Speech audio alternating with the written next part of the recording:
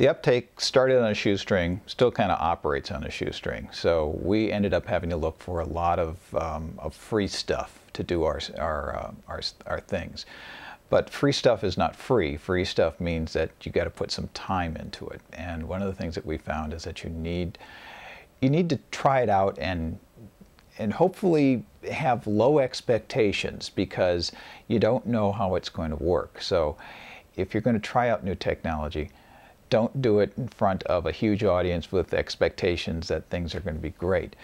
We went down to Iowa, and there was absolutely low expectations because nobody knew who we were. This was during the presidential, the primaries down in Iowa a couple of years ago. And we ended up using a new technology called Mogulus, which is now called Livestream. And people were absolutely blown away that we could live stream a picture from the middle of Iowa without a satellite truck. And just having that picture up, just having it up during Iowa caucus night, people were curious what was going on. It was a live picture. That was, right now, people kind of accept that that's always going to be there on the internet. But right then, that was something exceptional. And all we did was just make sure that that part worked. Then we found the secret sauce. And the secret sauce is when you're doing any kind of work on the internet, it's not about the technology. It's about having interaction with people. And the secret sauce for us was actually having a live blog, having people talking back and forth, and moderating it. And again, the technology was there, but that technology exists a lot of places.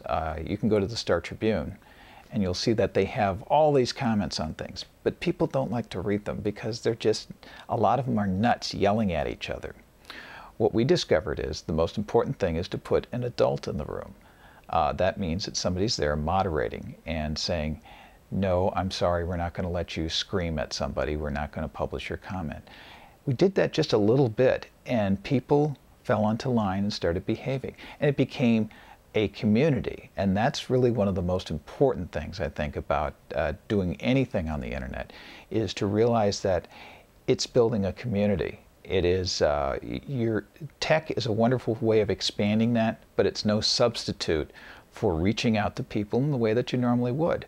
And that means in person, it means face-to-face. We've done a lot. We've pulled people from all over the country to come meet and sit with us because they were really interested in the topics that we're talking about.